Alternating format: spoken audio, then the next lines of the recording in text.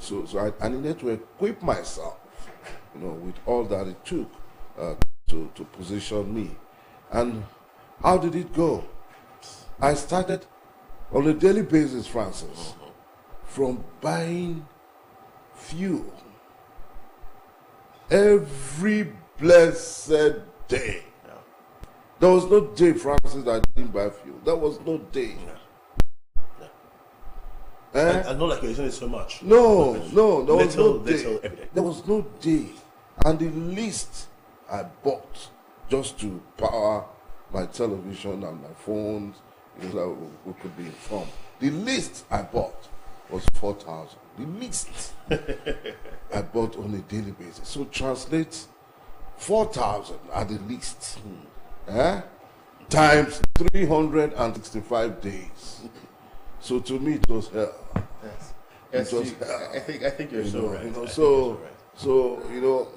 Then we've not talked of other products that kept escalating by each second. Today you buy a loaf of bread for 1,500. Tomorrow they're telling you it's 1,006. You buy 4 sachets of water for 100 naira today. Tomorrow they tell you it's 3. Next tomorrow they tell you it's 2. Oh my God! It was that crazy. It was crazy for me. It's still, but I think we're adapting in the country. It's a good thing that the federal government is trying to investigate some of the things going on in the country and trying to ensure that things can be proper. For instance, recently the Federal Competition and Consumer Protection Commission, the FCCPC, they are going strongly against some people. I'll tell you about it. That some organizations are not really doing accordingly. They're not really treating their customers properly. They're just going for them. MTN Nigeria is going to account for how people have complained about poor data service, data depletion without proper explanation, poor customer care service.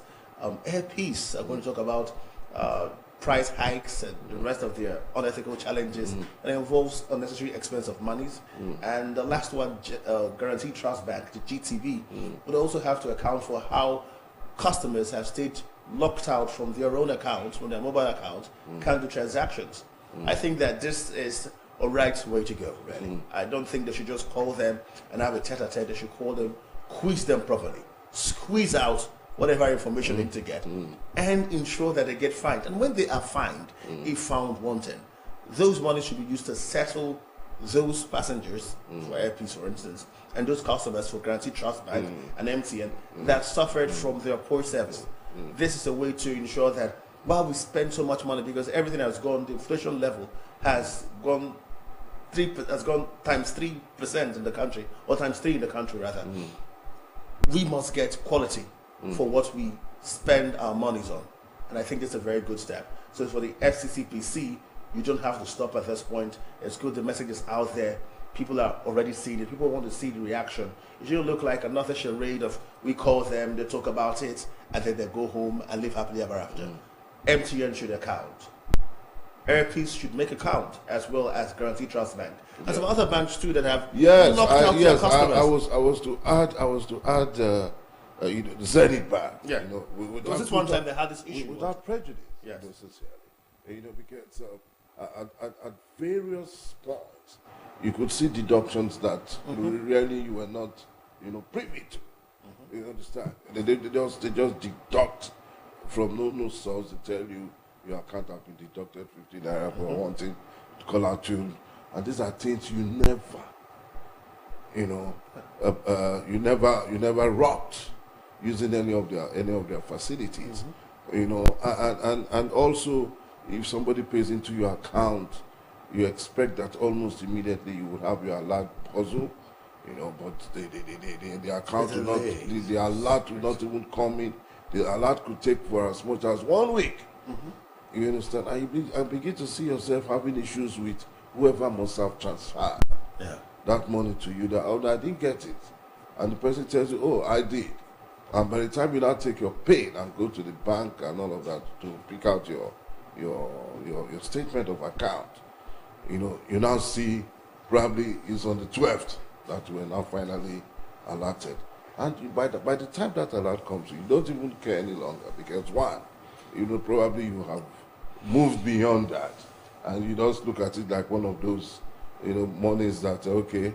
But then that service delivery, very poor, very, very, very poor. And the ease of doing business has just been kicked away, just pushed away, tossed away, just like that. They have to understand that Nigerians are transactional. Businesses are going on every other second. As I speak to you, transfers are ongoing. Matter of fact, we can be on set and be doing business as well. Nigerians are trying to find every means to survive, to make money, to live in this country, despite the tough condition. It's very sad and sickening that when you want to finally pay for this service or pay to get goods that could help you deliver on your own service, you are delayed due to network hindrances. Talking about the fact that one time we're a cashless economy, a cashless country. It's not a bad thing to go cashless, really. It's going to save us financially, going to help the government purse and the coffers. However, we don't seem to be ready for realities that are becoming due to globalization. Nigerians are traveling all around the world and coming back home. And those from other countries are coming back to this country. Recently, Davido was held on his throat, choked by many key figures in government and some who have so much empathy for the government, because he mentioned somewhere that the economy of the country is tough. He said that during an interview in the United States. It's funny that while we are trying to portray Nigeria in good light, while President Bola Tinubu would go to France and have a very wonderful conversation with Emmanuel Macron and have a band play the P-Square song on a lighter note, after all these things are happening, when you come to Nigeria, business is cumbersome. People cannot transact business easily. People have to wait time and timelessly just to get their transactions done. It's quite sad, and we don't want to live in that reality anymore in this part of the world. Things are bound to change, and things must change. Yes, things must change, and that's a fact. Also talking about these variances as far as the attitude of some of these organizations. Zenith Bank, I don't know, because they are my bankers, and I keep using them as I resonate with their name so much because of the working chemistry that I have with them. You understand? You see, when you go to their ATMs, there are no cash. Do you understand? And when you go to the POS, again, another terrible set of Shylocks, you understand? They tell you for as low as 20,000, you're going to pay 800 naira. And you ask why? They tell you when you get into the banks, they are selling it cash. I say, how true is it? Do you understand? The ATMs are supposed to be places where you just go in, stash in your ATM card, and now you get money. But as I speak with you, if you go around any bank ATMs, you don't have money there. You understand? In fact, Nometano, it's good to know that the Central Bank of Nigeria has vowed to crack down on banks failing to make cash available to customers. And as a matter of fact, the governor, Olayemi Kadosu, was speaking at the Institute of Banking in Lagos. He didn't make the dinner go so smooth for the bankers because he warned them, that he was going to crack down on any bank found guilty of holding cash or unable to provide cash to customers would face strict penalties. It's quite alarming, really. There is a grapevine that many of these bankers, top bankers, are the ones funding POS dealers. You would never go to a POS person and they don't have money. Yet you go to some banks in the country and they don't have money, they don't have cash. They can't pay you. They can't pay you above some money. And you start wondering, you put your money in the bank and you can't get your money from the bank. That is just another style of robbery. And it's very unfair. It's really unfair. Whether we're not in a cashless economy, it's not a law yet. Therefore, we must function accordingly. People should have the right to their own monies. If there is a limit to it, the Central Bank of Nigeria should be the one to state the limit of the amount of money you can collect from the bank, and not the bankers telling you on their own. And they're trying to manage your own money that you have suffered for and you've dropped in their bank. And you work for. It's quite a sad one. You see the POS man, saying, okay, my charges are. And you begin to wonder, for money that I have. You pay heavily for our own money. You're supposed to take a token. You're just there to provide a service that, I can easily, without going to the bank to pick up my card. But if it's okay, I just take a token. But you see, like I told you, I traveled somewhere and I went to the ATM that night, to withdraw. And by the time I got to say, I got money not there again. come tomorrow morning. I said, okay.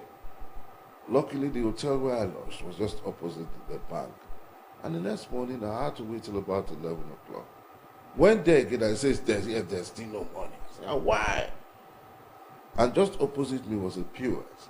I had to go there. And the POS attendant had enough. Just opposite the bank. Just opposite So the even bank. you can bank on POS. You understand? POS deal. And I was asking, I said, why are you taking as much as 800 naira for a 20,000 naira? Okay. He said, they buy the money. I said, what? You buy what? He said, they buy the money. I said, why don't you just walk cross over? There's an ATM opposite you. He said, bros, this ATM, they don't function. They're good for transfers. You can do your bank Yes, transfer. you can just go there and do your transfer. And then you go back home without any money in your...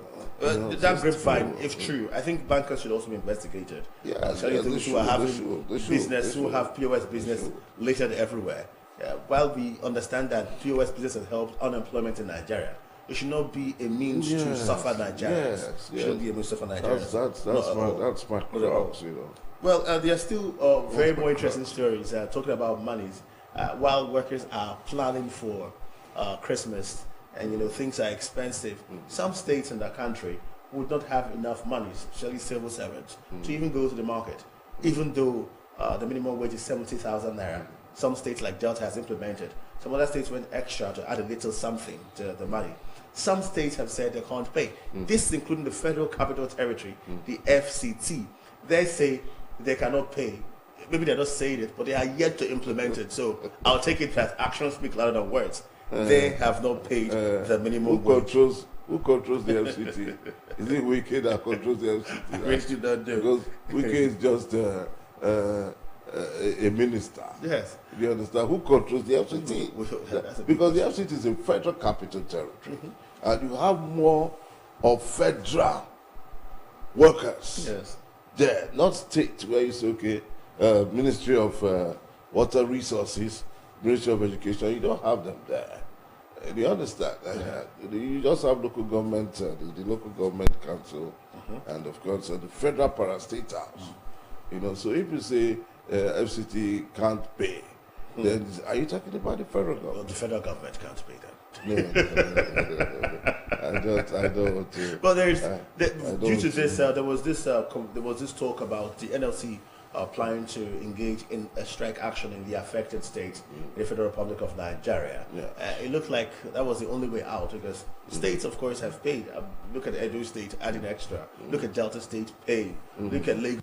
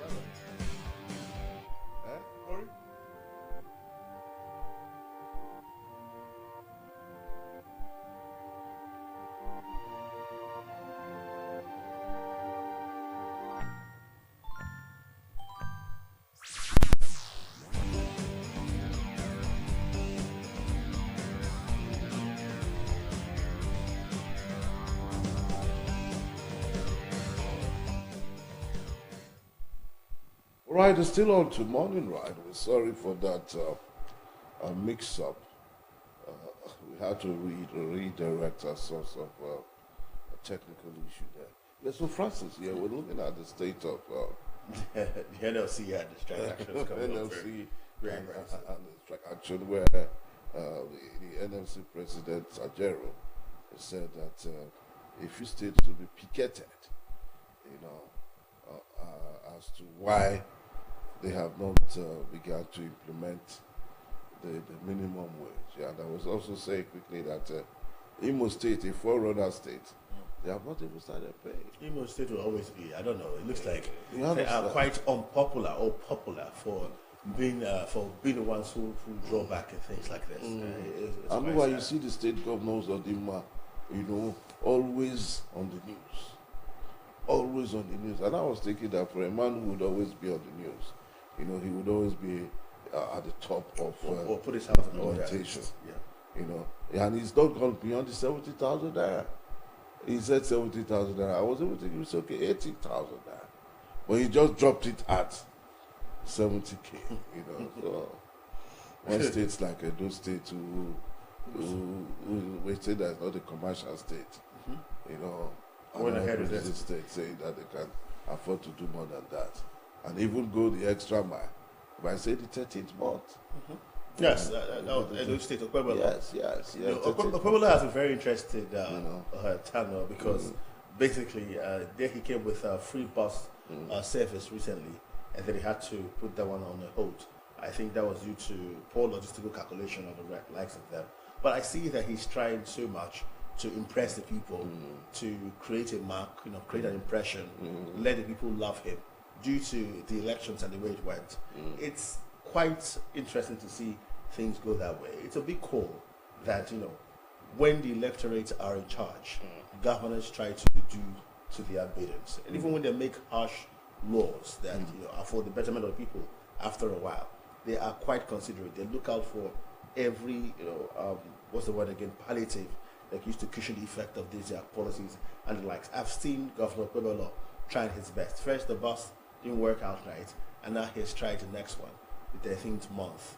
And that's quite admirable. I know many, Edo State right now is like the beauty pageant, the number one beauty pageant that every other state wishes to be at this point in time. Many civil servants are looking at them and wishing, I wish this was my state, and the like. So I see a new governor trying to just create an impact. Yeah, you see why did that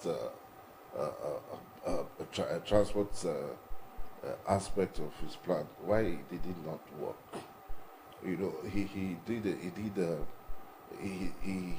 He tried by working within the senatorial district, even before he came on board, and it was working for him.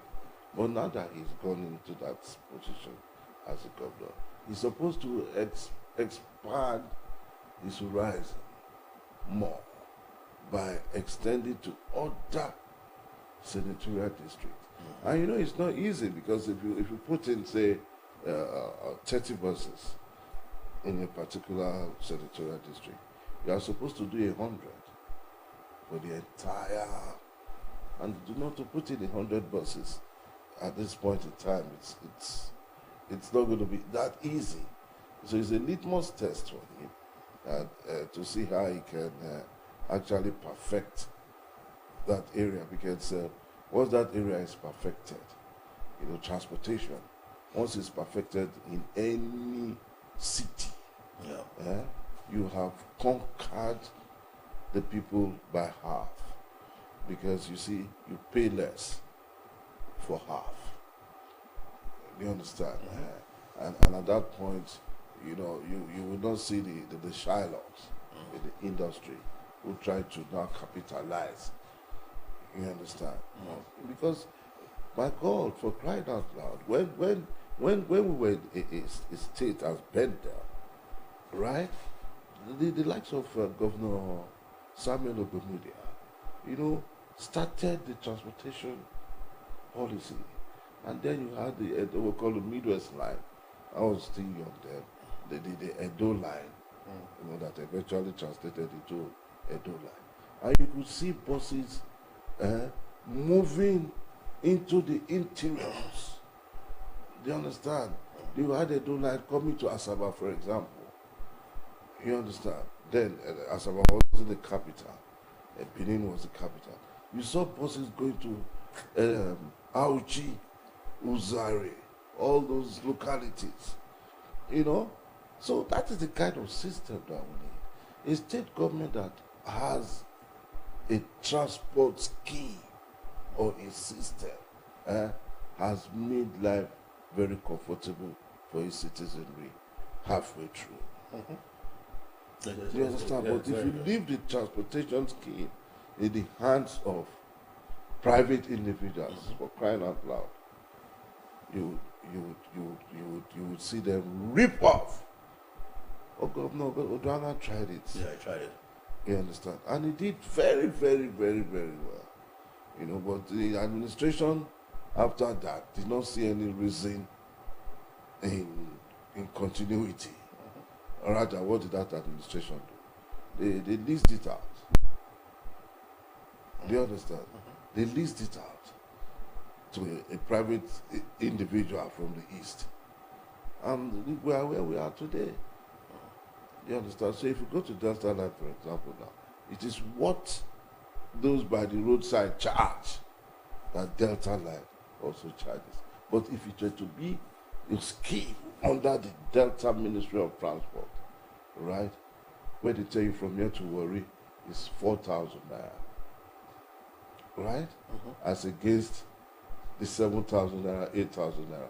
You see a lot of people go to that place. Do you understand? But because all of these are not on the plans of probably the government and all of that, you see the private sector capitalizing on it. Well, it's all good. We just hope that one thing I should even really say is that when you try to do things like this, initiative like this, follow up, monitor, ensure that it gets to the grassroots and the people that deserve it mostly. I was still talking about that strike action because we didn't finish up that story, and it's quite pivotal to everything going on in the country. It's that bearing any last-minute change of plan, the workers in the Federal Capital Territory, Cross River, Nasarawa, Ebonyi, Kaduna, and Zamfara states made down tools today, following the failure of the state authorities to negotiate the payment of 70,000 naira new minimum wage.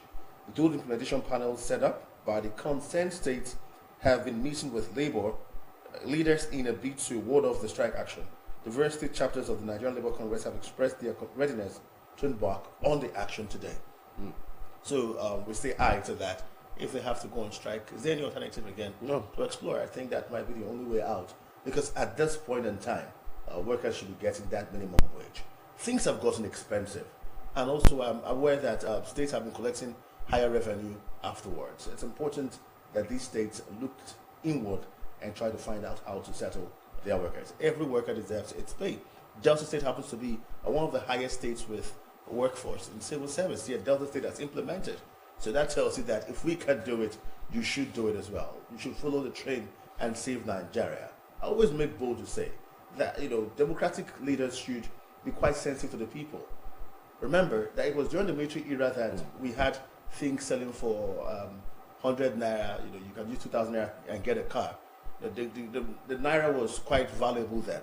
But as the naira continued to depreciate, somehow we didn't get to hear strike actions before salaries were increased to meet those realities. So since the naira is depreciating, since fuel and the removal of subsidy has affected the economy, it's quite important that we meet with these realities that are bedeviling the country.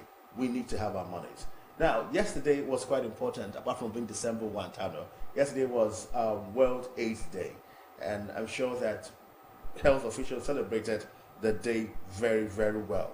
Now, HIV and AIDS is something that, after a while, many Nigerians or many people are beginning to take for granted due to other ailments coming up. There was COVID-19, for crying out loud. Malaria is still bedeviling, and there are other ailments coming here, Lassa fever and the likes. But HIV and AIDS has never surrendered, notwithstanding. It's still there.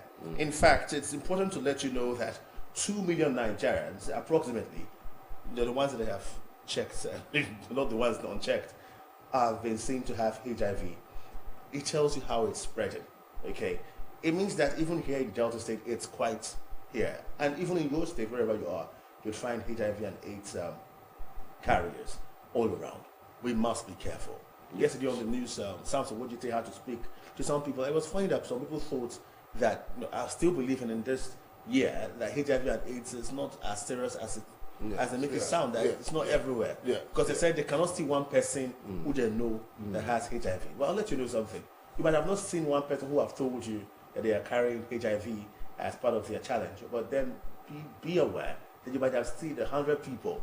But the truth is, as it was said in Nigerian parlance, during one commercial period in the 90s, they said HIV you know the show for face.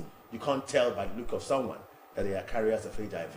Remember, HIV just comes and destroys the immune system on a gradual note. And if one keeps eating well and living healthy, even taking the antiretroviral drugs, they will somehow survive and look more robust than we are looking on TV.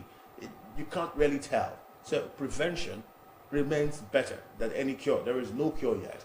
People must stay preventive of HIV and AIDS. That means you must either abstain, or if you have to indulge in activities, you must use protection to survive. And the theme of this year says, take the right path. My health, my right. So your health is your right. And when it is your right, you have to fight to ensure that your right is not taken off your hands.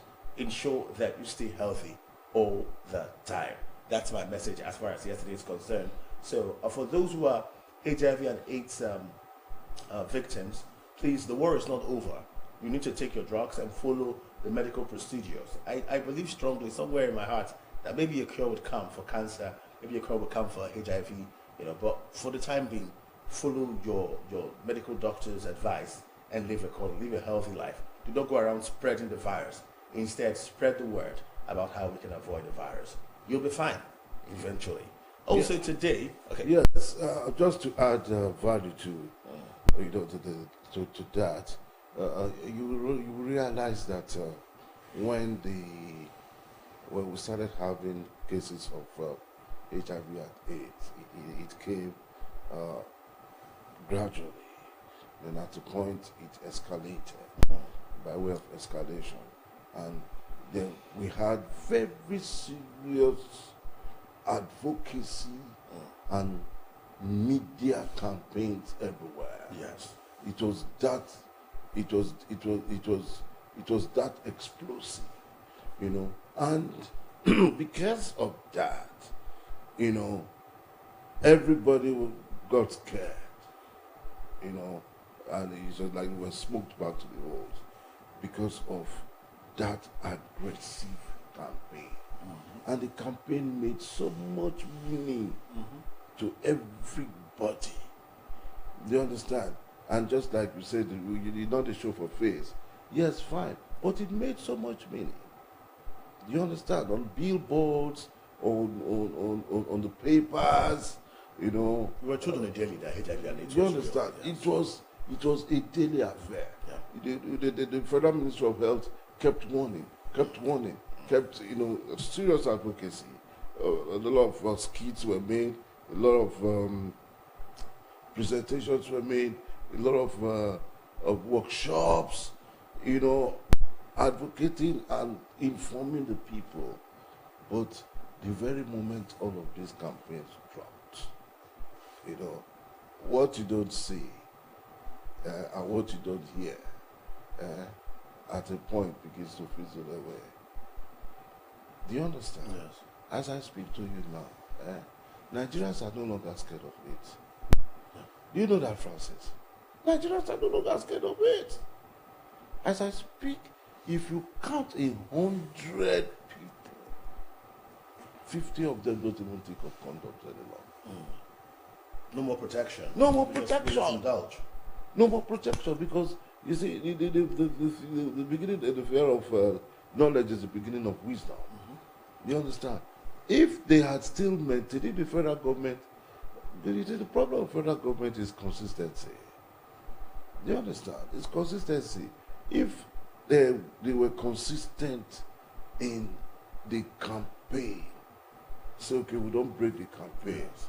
We run the campaign, even if it means running the campaign for eternity. Yes. But there is still SACA. There is still There are still organizations that should have been up they and doing. are not forthcoming. Who is funding them? Publicity has fallen. Yes, the publicity has fallen.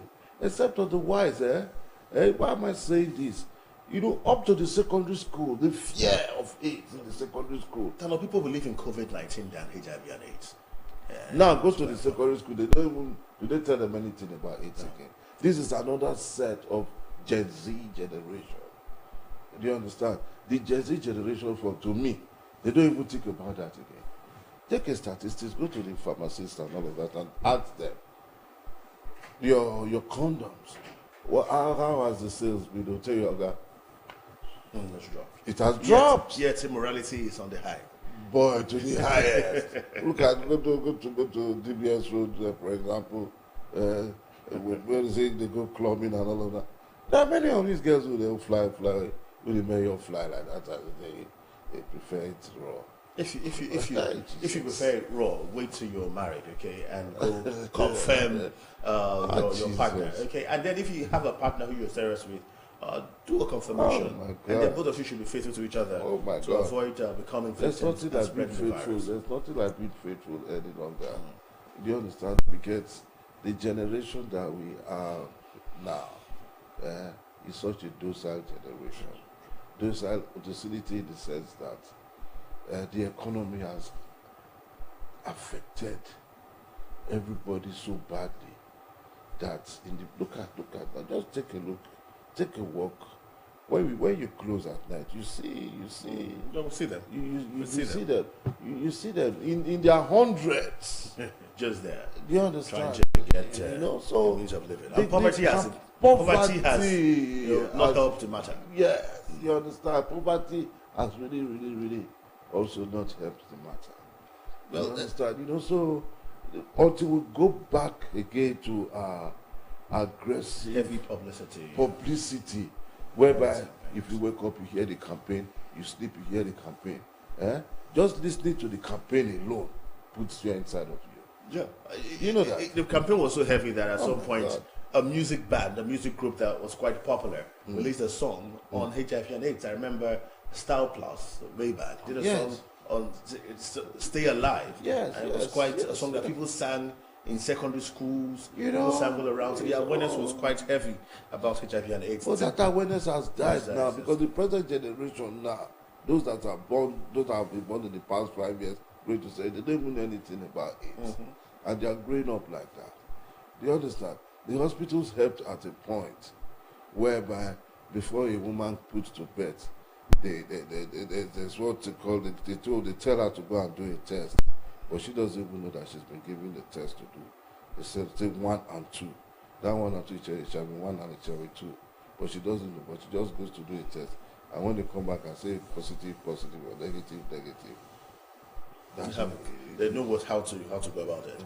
Tano, today, yesterday was HIV and AIDS Day. Today is International Day for Abolition of Slavery. Now, slavery was abolished a long time ago. You think that this day doesn't concern us? Well, I'll tell you how it concerns us. Is that we are living in another era of slavery, whether we accept it or not. The reality is that many Nigerians are now trooping. A comedian came up one day and he cracked a joke. And when people laugh at your joke, you know it's very realistic to the contemporary times. He said that back in the days they used to chain Africans, to go outside the country and work and do menial jobs. Today, Africans, if you bring a wooden boat and you ask Africans to come and get their hands on chains so you can take them abroad to do menial jobs, you are going to have too much population.